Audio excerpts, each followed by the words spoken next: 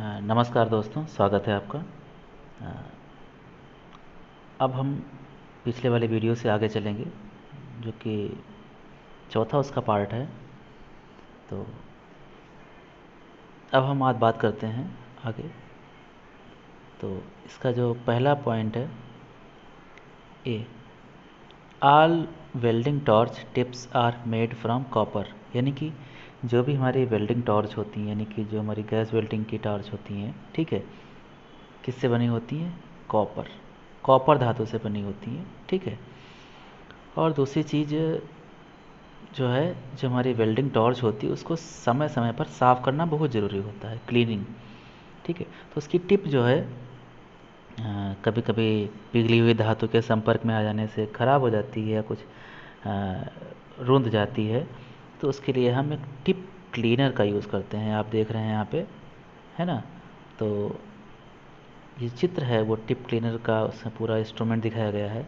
जो ये छड़ टाइप की हैं, इनको हम ड्रिल बोलते हैं, है ना। ये डिफरेंट डिफरेंट डाया की होती हैं, और जो हमारी जो टिप होती है ना, उसके अंदर इस ड्रिल को डाल के और सफाई की जाती है, ठीक है। और उसके बाद जो ये पोर्शन आप ये चीज़ देख रहे हैं, ये है फाइल, स्मूथ फाइल जिसे बोलते हैं, ठीक है। तो और जो हम सफाई करते हैं उसके बारे में देखेंगे आगे, कैसे सफाई करते हैं उसका भी एक तरीका होता है। Before cleaning the tip select the correct drill and move it. मतलब क्लीनिंग पहले से हमें एक सही साइज़ की ड्रिल चूज़ करनी है और मूव करना उसको है होल में, जैसा कि आप देख रहे हैं यहाँ पे, विदाउट टर्निंग, मतलब ऐसे रोटेट नहीं करना है, रेसिप्रोकेटिंग मोशन में देख रहे हैं आप यहाँ इस तरीके से, ठीक है, इस तरीके से up and down through the hole in the tip. यानी कि होल में अप एंड डाउन ही मूवमेंट करना है, ऐसे ड्रिल जैसा नहीं करना है, नहीं तो होल बड़ा हो सकता है, ठीक है। आगे चलते हैं। Always use a spark lighter to light a torch. यानी कि जब हम टार्च को जलाते हैं, जो हमारी गैस वेल्डिंग की जो टार्च होती है उसको हम जलाते हैं, तो हमें माचिस, दिया सलाई या लाइट, गैस लाइटर, इसका यूज़ नहीं करना है। हमें यूज़ करना है किसका? स्पार्क लाइटर का, है ना। आप देख रहे हैं यहाँ पे स्पार्क लाइटर, ये जो एक ऊपर से पोर्शन आया नीचे है, ठीक है। तो जो ऊपर से जो आया पोर्शन वो यहाँ पे दिखाया गया है, इसको हम बोलते हैं फ्लिंट, FLINT, फ्लिंट बोलते हैं।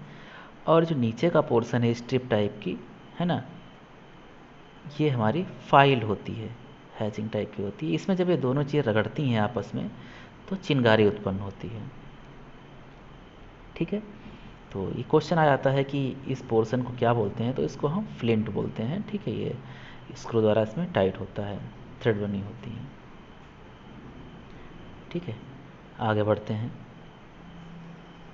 अगला पॉइंट है, chipping hammer is made of medium carbon steel with A mild steel handle. जो चिपिंग हैमर है, चिपिंग पहली बात हम समझ लें चिपिंग होती क्या है। जब हम वेल्डिंग करते हैं, अनवांटेड मटेरियल आसपास हो जाता है, ठीक है, तो उसको हम हटाने के लिए एक हैमर यूज़ करते हैं, जिसे चिपिंग हैमर बोलते हैं। चिपिंग हैमर हमारा कार्बन, मीडियम कार्बन स्टील का बना होता है, उसका हैंडल माइल्ड स्टील का होता है।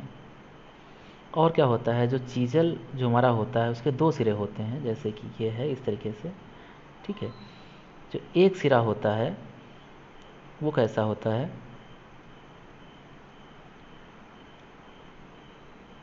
उस पर पॉइंट होता है।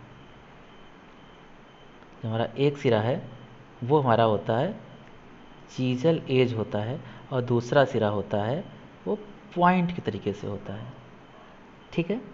एक सिरे पे चीज़ल एज होती है और दूसरे सिरे पे पॉइंट होता है, ऐसा हमारा चिपिंग हैमर होता है, ठीक है। आगे देखते हैं।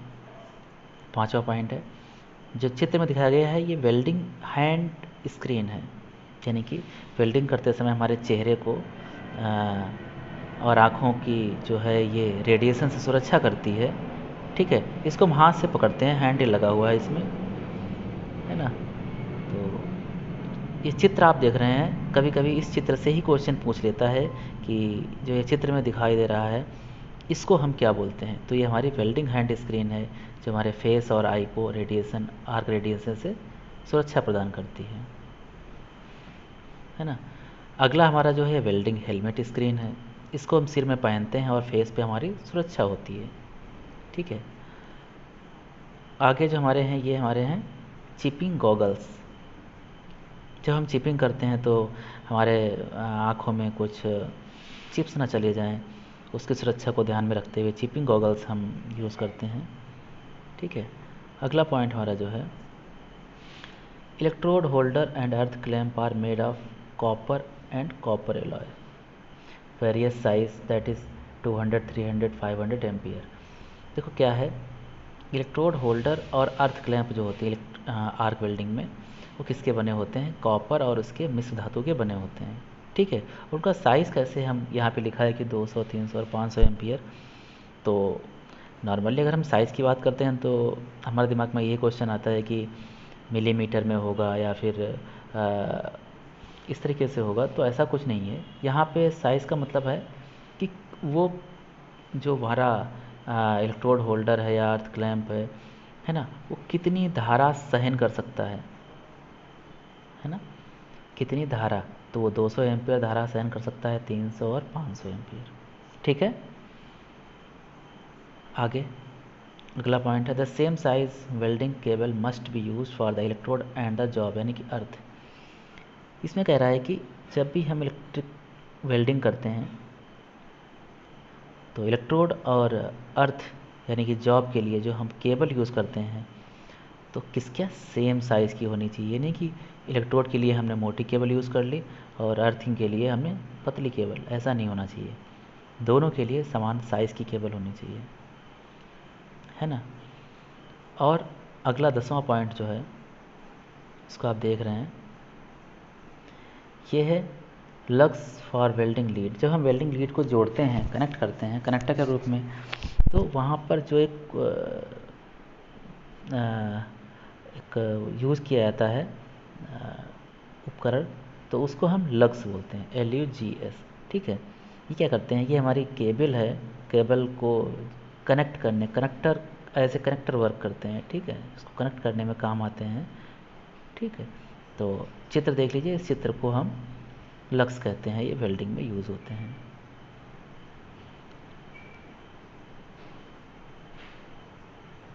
अगला हमारा जो है पॉइंट, वो 11वां पॉइंट है। इसमें देखा पिन द वेल्ड बीट, यानी कि वेल्ड बीट जो हमारी है उसकी पिनिंग हो रही है। बाल पिन हैमर हमारा है। बाल पिन देखो सामान्य रूप से हमारी वेल्डिंग बीट अलग अलग हो सकती है ना, लेकिन हम क्या करते हैं यहाँ पे हैं, बाल पिन हैमर की सहायता से उसमें एक रूपता लाने का प्रयास करते हैं, ठीक है। पिनिंग करते हैं, तो ये प्रोसेस जो है वेल्ड बीट को पिन करना कहलाता है ना। हाँ, जब तक कि ये, और ये प्रोसेस कब होता है, जब वेल्डिंग बीड हमारी गर्म होती है, तभी तभी उसको हम एक अच्छे साइज़ में, एक अच्छे सांचे में डाल सकते हैं, जो कि यहाँ पे किया गया है। और किसके द्वारा? बाल पिन हैमर के द्वारा, यानी कि वेल्ड बीड की पिनिंग हम किससे करते हैं? बाल पिन हैमर से करते हैं, ठीक है। और ये क्या है, इस तरीके से जो होती है ये पिनिंग रहती है। आप एक निश्चित पैटर्न देख रहे हैं, इस तरीके से ये पिनिंग है, ठीक है।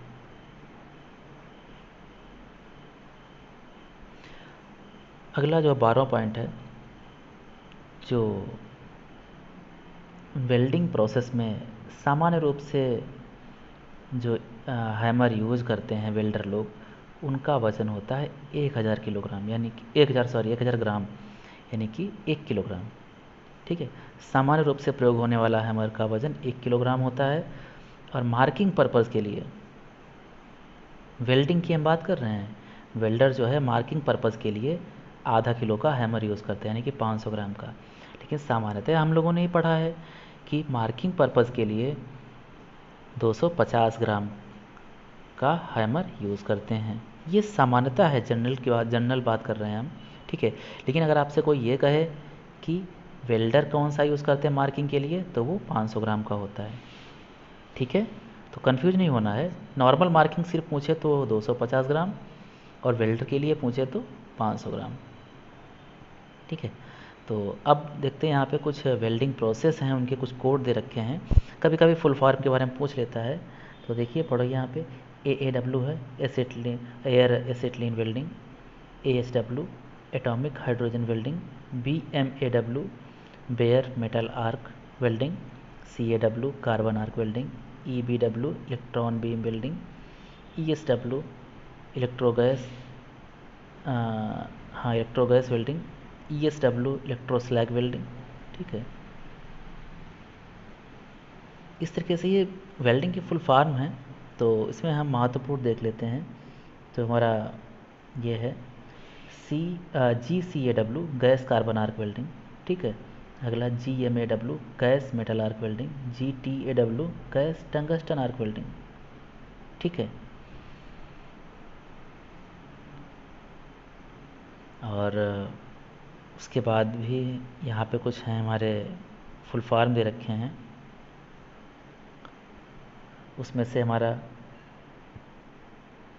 SAW submerge arc welding, SMAW shielded metal arc welding, SCAW shielded carbon arc welding. ठीक है, TW thermit welding, UW ultrasonic welding. ठीक है, तो ये वेल्डिंग की फुल फॉर्म है, कभी कभी एग्ज़ाम में पूछ देता है ना। और अब हम बात करते हैं अगले पॉइंट की ओर। तो जो हमारा स्पार्क होता है यानी कि आर्क होती है, आर्क का टेम्परेचर लगभग 3600 डिग्री सेल्सियस होता है। किसमें? आर्क वेल्डिंग की बात कर रहे हैं यहाँ पे हैं। आर्क वेल्डिंग में हमारा टेम्परेचर जो है 3600 डिग्री सेल्सियस तक पहुँच जाता है। ठीक है, आगे क्या है? Principle and method of operating of arc welding. कुछ यहाँ पे आर्क वेल्डिंग के बहुत सारी प्रक्रियाएं दे रखी हैं, है ना, बहुत सारे। तो हम थोड़ा उनके बारे में बात करेंगे। ठीक है, तो पहला हमारा है सील्डेड मेटल आर्क वेल्डिंग। जैसा कि हम नॉर्मली सब लोग देखते हैं कि जो हमारी जो सील्डेड मेटल आर्क वेल्डिंग है, ये एक सामान्य रूप से प्रयोग होने वाली आर्क वेल्डिंग है। ठीक है, जैसा कि हम सब लोग यूज़ करते हैं। इसमें क्या होता है, इलेक्ट्रोड जो हमारा होता है कंज्यूमेबल होता है, यानी कि पिघलने वाला होता है, इलेक्ट्रोड पिघल जाता है ना। ये नॉर्मल आर्क वेल्डिंग होती है और इसमें फिलर रॉड यूज़ होती है। ठीक है, आगे बढ़ते हैं। अगला हमारा है कार्बन आर्क वेल्डिंग। इसमें इलेक्ट्रोड जो होता है हमारा किसका होता है? कार्बन का होता है। और सबसे खासियत बड़ी इसकी होती है, ये नॉन कंज्यूमेबल होता है, यानी कि पिघलता नहीं है, कंज्यूम नहीं होता है। तो क्या करना पड़ता है इसके लिए? हमें अलग से एक फिलर रॉड यूज़ करनी पड़ती है जो कि कंज्यूमेबल होती है। ठीक है, इस चीज़ को समझ रहे हैं आप लोग? हाँ, अलग से फिलर रॉड यूज़ करनी पड़ती है जो कंज्यूमेबल होती है। इलेक्ट्रोड जो हम यूज़ करते हैं वो नॉन कंज्यूमेबल होता है और वो कार्बन का होता है। ठीक है, यहाँ पे आप देख सकते हैं एक फिगर दे रखा है, चित्र में जो इलेक्ट्रोड है ये कार्बन का है। ठीक है, ये पिघलता नहीं, ये एज इट इज़ बना रहता है, कंज्यूम नहीं होता है। ठीक है, फिलर रॉड ये है अलग से एक्स्ट्रा यूज़ करते हैं ताकि हम यहाँ पे वेल्डिंग कर सकें। ठीक है, और ये आर्क हमारी यहाँ पे जनरेट हो रही है। और जो हमारा ये पदार्थ है इसको हम कहते हैं बेस मेटल। ठीक है, जब दो जोड़े जाने वाले पदार्थ होते हैं उनको हम बेस मेटल कहते हैं। ये ध्यान रखिए आप, आगे ध्यान आएगा आपको, आगे काम आएगा। ठीक है, अगला हमारा जो है atomic hydrogen arc welding. Atomic hydrogen arc welding, इसमें क्या होता है कि दो टंगस्टन के इलेक्ट्रोड होते हैं, है ना, दो टंगस्टन के इलेक्ट्रोड होते हैं, उनके बीच में आर्क हमारी जनरेट होती है। ठीक है, और किसके? हाइड्रोजन गैस की उपस्थिति में, है ना। आप यहाँ देखिए हमारे पास ये दो इलेक्ट्रोड हैं, किसके हैं? टंगस्टन के। इनके बीच में आर्क जनरेट हो रही है, किसकी उपस्थिति में? हाइड्रोजन गैस की सील्डिंग, यानी कि हाइड्रोजन गैस की उपस्थिति में। इसके चारों तरफ हाइड्रोजन गैस होती है। ठीक है, और इसमें भी हम अलग से एक फिलर रॉड जो है वो यूज़ करते हैं है ना। ज़रूरत है तो यूज़ करते हैं, अदरवाइज़ नहीं भी ज़रूरत पड़ती है, कोई दिक्कत नहीं है, ठीक है। तो ये हमारी एटॉमिक हाइड्रोजन आर्क वेल्डिंग है। इसका ये प्रोसेस है कि हमारे पास दो इलेक्ट्रोड होते हैं टंगस्टन के, उनके बीच में आर्क जनरेट होती है और अलग से फिलर रॉड यूज़ करते हैं हाइड्रोजन गैस की उपस्थिति में, ठीक है, और वहाँ पे वेल्डिंग हो जाती है, ठीक है। चलिए आगे बढ़ते हैं। आगे हमारी है tungsten inert gas arc welding, TIG welding जिसको हम बोलते हैं। ये बहुत इंपॉर्टेंट है, ये लगभग हर बार पूछी जाती है, ठीक है। उसमें क्या होता है कि जो आर्क है वो हमारा एक टंगस्टन का ही इलेक्ट्रोड होता है ना, उसके बीच में, और हमारा जो जॉब होता है उसके बीच में जनरेट होती है ना। The arc is form between the tungsten electrode, और जो कि टंगस्टन का इलेक्ट्रोड जो होता है वो नॉन कंज्यूमेबल होता है, यानी कि पिघलता नहीं है, ठीक है। और इसकी सबसे बड़ी विशेषता होती है, जो यहाँ पे हम गैस यूज़ करते हैं वो कैसी गैस होनी चाहिए, अक्रिय गैस होनी चाहिए, यानी कि आर्गन या हीलियम वहाँ पे हो, क्योंकि ये गैसें क्रिया नहीं करती किसी के साथ भी, ठीक है।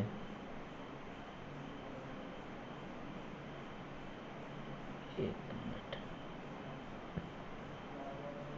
हम्म, तो ये गैसें कहीं भी क्रिया नहीं करती हैं, ठीक है।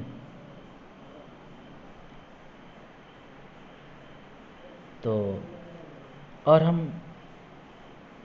कह रहे थे कि इनके लिए हमें एक सेपरेट फिलर रॉड की ज़रूरत पड़ती है, ठीक है। और इसी प्रोसेस को हम GTAW प्रोसेस भी कहते हैं, gas tungsten arc welding process. फिर से एक बार ध्यान रखो, इसी प्रोसेस को यानी कि टिग वेल्डिंग के प्रोसेस को ही हम GTAW प्रोसेस यानी कि गैस टंगस्टन आर्क वेल्डिंग भी कहते हैं, ठीक है। आगे आप देख लीजिए, इसमें देखो टंगस्टन का इलेक्ट्रोड है और है ना, ये टॉर्च है, और यहाँ से अक्रिय गैस की सप्लाई हो रही है, ठीक है। पानी की सप्लाई इसलिए करता कि वो हीटिंग ज़्यादा ना हो, ठीक है।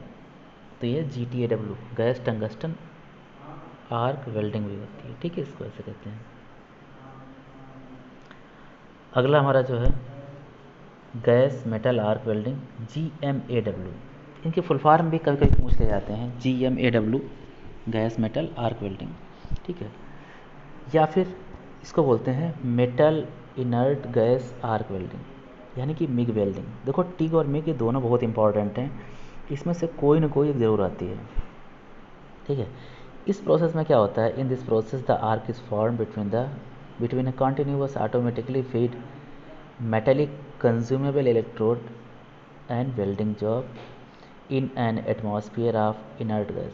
इसमें क्या रहा है कि इसमें क्या होता है कि जो आर्क है वो इलेक्ट्रोड के मध्य जनरेट होती है, और इलेक्ट्रोड कैसा होता है, कंज्यूमेबल, यानी कि पिघलता भी है, और उसमें ऑटोमेटिक फीड होती रहती है, मतलब ऑटोमेटिक चलता रहता है और पिघलता रहता है, ठीक है।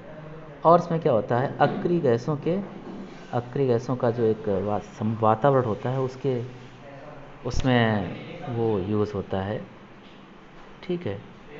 तो इसीलिए इसको metal inert gas arc welding भी कहते हैं।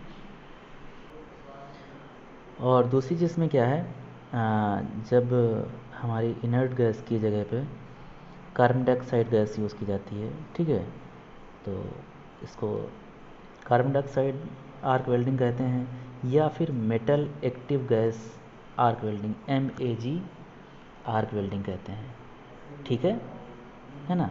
अगर हम सामान्यतः याद रखो, अगर हम CO2 गैस यूज़ करेंगे, है ना, तो metal active gas arc welding इसको हम कहेंगे, ठीक है। और अगर हम सामान्य रूप से देखें, the common name for this process is gas metal arc welding, ठीक है। तो इस पूरे प्रोसेस का एक सामान्य सा नाम है GMAW, gas metal arc welding. क्या है? Gas metal arc welding. ठीक है, तो दोस्तों ये टिग और मिग वास्तव में बहुत इंपॉर्टेंट है ना। तो देख लो इसमें, जैसा कि बताया था हमने कि मतलब इसमें एक वायर फीडिंग सिस्टम होता है। देख रहे हो, ये ऑटोमेटिक यहाँ से वायर फीड हो रहा है। ठीक है, यहाँ से ये ऑटोमेटिक वायर फीड हो रहा है और ये कंज्यूम भी हो रहा है। देखो यहाँ से ये वायर है ना। और उसके बाद ये अर्थ क्लैंप है। ठीक है, और हम जो ये कर रहे हैं ये क्या है?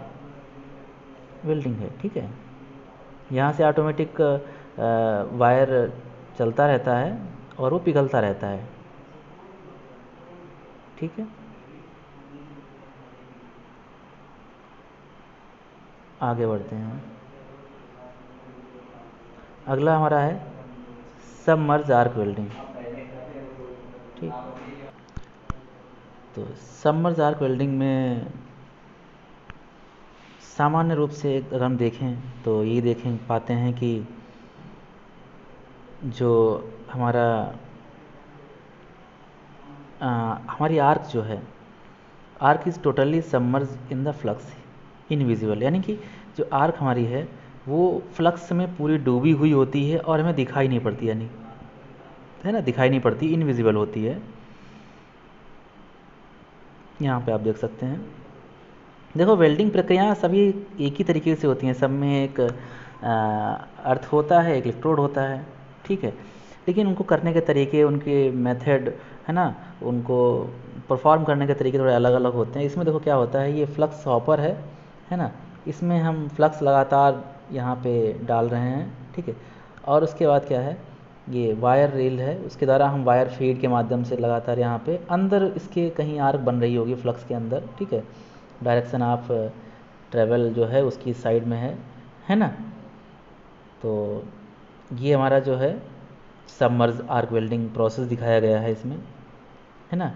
इसमें कुछ भी स्पेशल नहीं है, बस स्पेशल क्या है कि हमारी आर्क जो है फ्लक्स के अंदर डूबी हुई होती है, यानी कि उसके अंदर हमें दिखाई नहीं पड़ती, इनविजिबल होती है। इसमें मेन पॉइंट हमें यही लगा। ठीक है,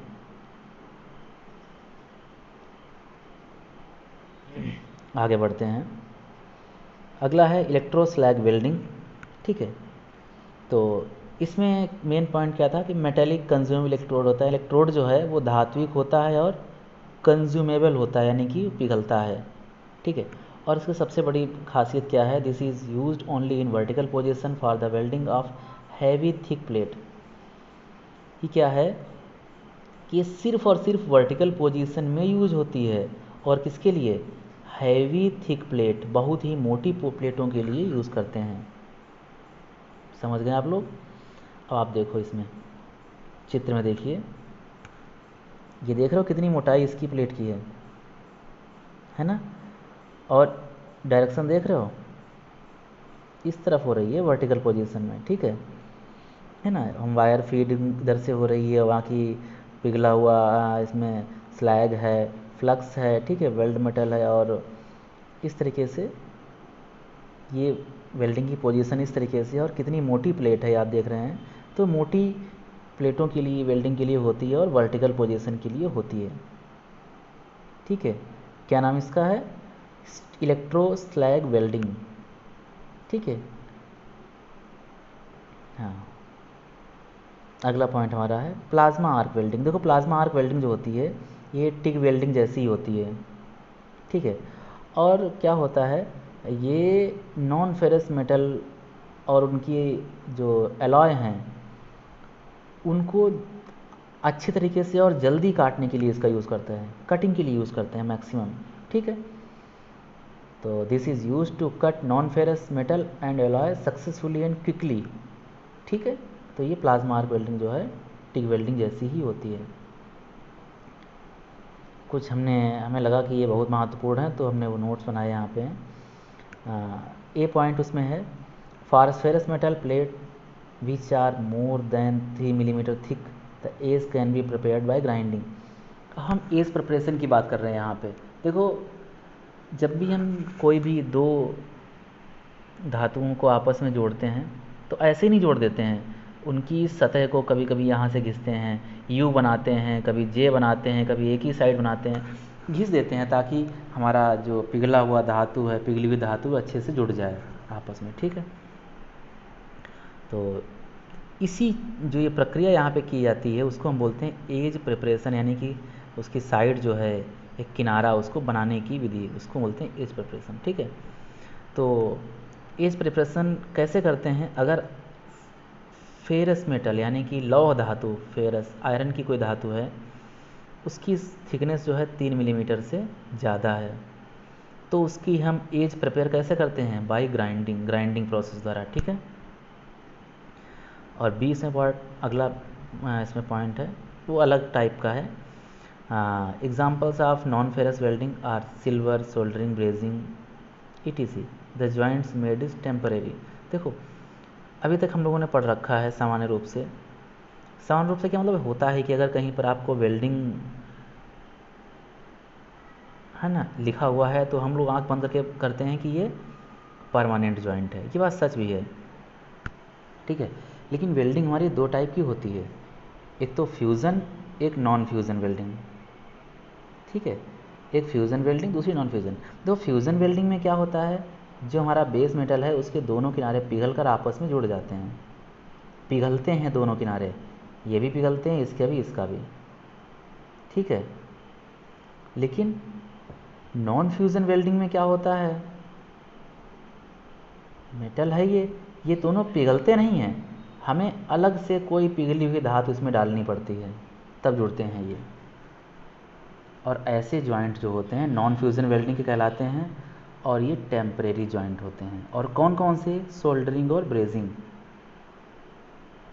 ठीक है, नॉन फ्यूज़न वेल्डिंग का उदाहरण जो है सिल्वर सोल्डरिंग और ब्रेजिंग है, और ये टेम्परेरी जॉइंट होते हैं क्योंकि इसमें बेस मेटल जो है हमारा ये पिघलता नहीं है, अलग से हम पिघला हुआ धातु इसमें भर देते हैं और जॉइंट बन जाता है।